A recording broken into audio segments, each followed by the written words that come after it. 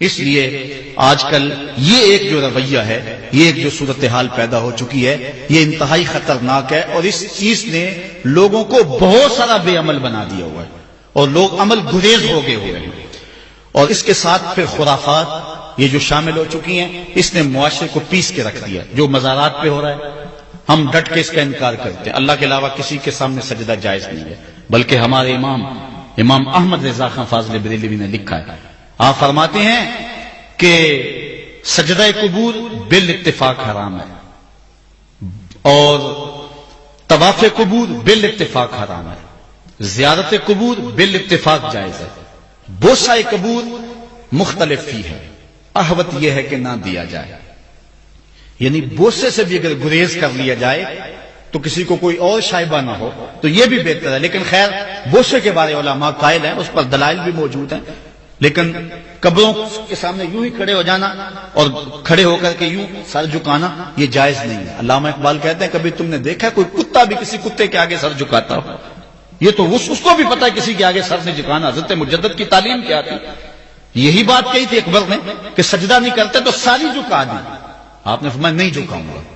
پھر اس نے آپ کو دربار میں بلوایا، سازش کی، دروازہ چھوٹا رکھا کہ حضرت مجدد الفسانی جب داخل ہوں گے تو سر جھکا کے تو گزریں گے، تو کہوں گا لو سر جھکا ہی لیا، لیکن جن کے سر کو اللہ بلند کرے کون جھکا سکتا ہے؟ حضرت مجدد جب دروازے پہ پہنچے تو سمجھ گئے کہ یہ میرے لیے ایک جال بنا گیا ہے کہ جھکوں گا تو گزروں گا، آپ نے پہلے اپنی ٹانگیں داخل کی۔ تو اقبال خراج پیش کرتا ہے، حاضر ہوا میں شیخ مجدد کی لہر پر، وہ خاک کے زیر فلک مطلع انوار، گردن نہ جھکی جس کی جہانگیر کے آگے، جس کے نفس گرم سے ہے گرمی احرار، وہ ہند میں سرمایہ ملت کا نگہبان، اللہ نے بر وقت کیا جس کو خبردار۔ اس لیے کسی کو اپنے سامنے جھکانا یا کوئی میرے لیے کھڑا ہو، حضور نے یہ بھی فرمایا کہ جو شخص یہ ارادہ رکھے کہ میرے لیے لوگ کھڑے ہوں اپنا ٹھکانہ جہنم میں تلاش کرے۔ آج خود اگر کوئی کھڑا ہو جائے تو یہ اس کی مرضی، اور حضرت سعد آئے، حضور نے فرمایا قوموا الی سیدکم، یہ تمہارا سردار آیا، اس کا اٹھ کے استقبال کرو، لیکن اگر کوئی خود چاہے کہ میرے لیے کھڑے ہوں تو اس کے لیے یہ وعید فرمائی۔ اس طرح اگر تمہارے کوئی ہاتھ چوم لیتا ہے، لیکن ہاتھ چومنے کے بغیر یوں گردن جھکانا یہ درست نہیں ہے، لیکن ہاتھ چومنے کے لیے تو وہ صحابہ کے عمل سے ثابت ہے، لیکن اگر کوئی چاہے کہ میرے ہاتھ چومے جائیں، اور اگر جو نہیں چومتا تو اس سے ناراض ہو جاتے ہیں۔ میں ایک دفعہ ایک صاحب کو ملنے گیا تو ہم ہر شخص کے ہاتھوں نہیں نا چومتے، آخر جو ہے وہ کسی کے ہاتھ چومنے ہو تو پھر کچھ دیکھنا بھی تو ہوتا ہے، دل اسے دے دیں جو دل بر ہی نہ ہو، تو ہم تو کسی کے ہاتھ چومتے ہیں نا، ہم وہ ہاتھ چومتے ہیں، وہ پاؤں چومتے ہیں جو راہ حق کے مسافر ہوتے ہیں، ہم ان ہاتھوں کو بوسہ دیتے ہیں، اور اگر ہماری آنکھوں کی پلکوں کے ساتھ لگ جائیں تو اعزاز سمجھتے ہیں۔ تو خیر میں نے مصافحہ کیا تو ناراض ہو گئے، انہوں نے پکڑ کے میرے ہاتھ چوم لیے، کہنے لگے لو کیا بگڑا ہے میرا؟ میں نے کہا کہ ٹھیک ہے تمہارا کچھ نہیں بگڑا، لیکن میرا بھی کیا بگڑا اگر نہیں چومے تو یہ عجیب سی کہانی ہے، ناراض ہو جاتے ہیں۔ ایک بت خانے بنے ہوئے ہیں، لوگ آئے ہمیں خدا ملاؤ، تم نے اپنی پوجا شروع کروا دی، لوگ آئے کہ خدا کا نام جپا جائے اور تم صرف اپنی ہی خوشامد چاہتے ہو، ہر وقت تمہارا ہی ذکر ہو۔ میں کتنے آراز کو جانتا ہوں جہاں اللہ رسول کا ذکر نہیں ہوتا، پیر کا ہی ذکر ہوتا ہے، کرامتیں بیان ہوتی ہیں، اور پھر آج کل جھوٹی کرامتوں کا ایک کاروبار چلا ہوا ہے، عجیب رنگ ڈھنگ ہے، عجیب بات ہے، خوابیں گھڑی جا رہی ہیں، کرامتیں گھڑی جا رہی ہیں۔ میرے پاس بھی کئی لوگ آئے خوابیں لے کر، جی یہ ہم نے دیکھا ہے، میں نے کہا تم نے دیکھا ہوگا، میں نے نہیں دیکھا ہے۔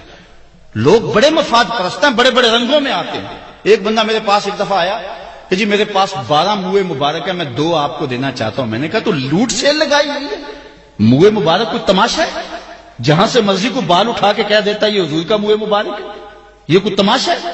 اگر کوئی ہے اور کثرت سے دنیا پر موجود ہے وہ تو برکت والی بات ہے، لیکن آج ہر لئی میں رازدار دین شدے والی بات ہے، اور ہر شخص جو مرضی دعویٰ۔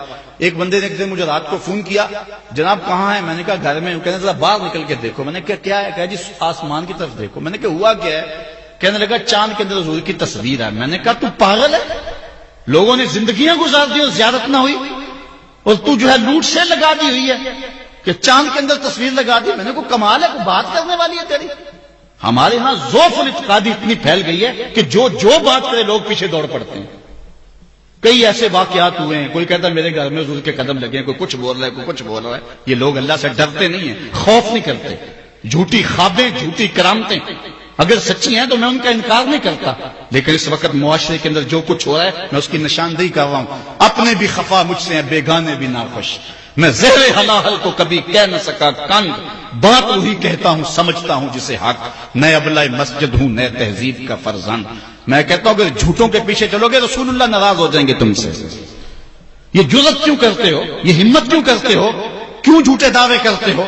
سچ بولو، تمہارے پیچھے کوئی لگے یا نہ لگے اس کی پرواہ نہیں ہے۔ یا ایھا الذین آمنوا اتقوا اللہ وقولوا قولا سدیدا، اللہ فرماتا ہے ایمان والو سیدھی سیدھی بات کرو، پھر کیا ہوگا؟ یصلح لکم اعمالکم ویغفر لکم ذنوبکم، وہ تمہارے اعمال بھی ٹھیک کر دے گا، تمہارے بخشش بھی فرما دے گا۔